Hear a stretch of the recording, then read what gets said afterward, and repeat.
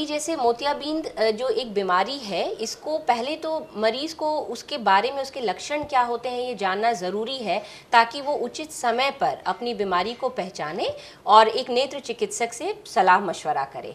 तो जो इसके शुरुआती लक्षण होते हैं उसमें सबसे पहले होता है कि चश्मे का नंबर बदलना। कहने का मतलब कि मरीज़ को लगेगा कि जो उसका एग्जिस्टिंग जो ग्लास वो यूज़ कर रहा है उसे देखने में उसको कठिनाई हो रही है।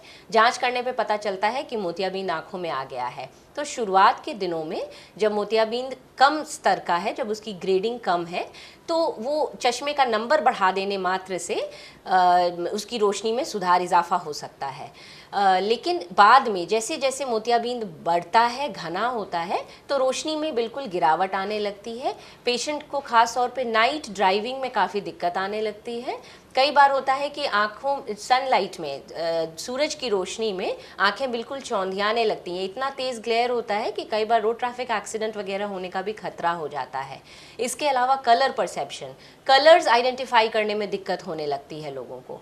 इसके अलावा एक और, ये तो पेशेंट ये लक्षण महसूस कर सकता है कि उसको देखने में दिक्कत है और ये सारी समस्या हो रही है उसके रूटीन एक्टिविटीज़ में। लेकिन साथ में एक और चीज़ है जो चिंताजनक है, वो ये है कि मोतियाबिंद अगर आँखों में बढ़ता चला गया तो उसकी वजह से आँखों का प्रेशर बढ़ता है और काला मोतिया होने की भी संभावना रहती है।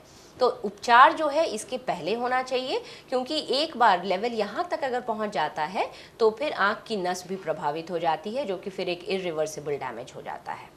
मैम, ये ऑपरेशन के वक्त प्राय देखा गया है, जो ऑपरेशन हुआ, कोई कैंप लगा तो 100 लोग मर गए, 200 लोग मर गए, तो क्या इसका ऑपरेशन बहुत कठिन होता है क्या, या ऑपरेशन लोगों को करवाना नहीं चाहिए, या ऑपरेशन से पहले ही इलाज करवा लेना चाहिए? जी, मोतियाबिंद के ऑपरेशन में यूजुअली डेथ तो नहीं होता, मोतियाबिंद की वजह से, ऑपरेशन की वजह से डेथ नहीं होता। लेकिन हाँ, कई बार जो बड़ी तादाद में जो कैंप सेटिंग्स में जो सर्जरी की जाती हैं, हालांकि अब तो WHO और बाकी के भी ऑर्गेनाइजेशंस अब डिस्करेज करने लगे हैं कि इस तरह की सेटिंग्स में यूजुअली जो लार्ज स्केल पर एक ही दिन में 200-500 जो सर्जरीज होती हैं उसको थोड़ा डिस्करेज किया जा रहा है अब सब तरफ के ऑर्गेनाइजेशन से, क्योंकि उस लेवल का हाइजीन मेंटेन करना सर्जरीज के दौरान थोड़ा सा कठिन हो जाता है। और सारी चीज़ों की सुविधाएं होने के बावजूद आँख में अगर एक बार इन्फेक्शन हो गया तो फिर उसका रिज़ल्ट और फिर उसकी रिकवरी, विजुअल रिकवरी बहुत कॉस्टली भी है, और उसके अलावा रिजल्ट्स बड़े डिसअपॉइंटिंग, फ्रस्ट्रेटिंग होते हैं। रोशनी बहुत अच्छी वापस नहीं आ पाती है। तो इस तरह की सेटिंग्स को यूजुअली अवॉइड करना चाहिए, और कोई भी ऑर्गेनाइजेशन या कोई भी हॉस्पिटल है अगर इस ऐसे सर्जरीज बड़े तादाद में करता है तो उसकी उपयुक्त पहले तो व्यवस्था होनी चाहिए।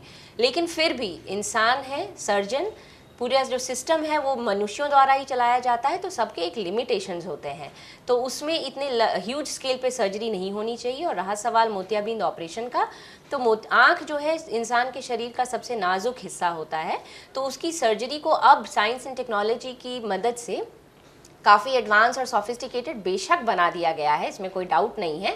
छोटे अंतराल की, छोटे ड्यूरेशन की सर्जरी होती है, मुश्किल से 10 मिनट में सर्जरी ख़त्म की जा सकती है।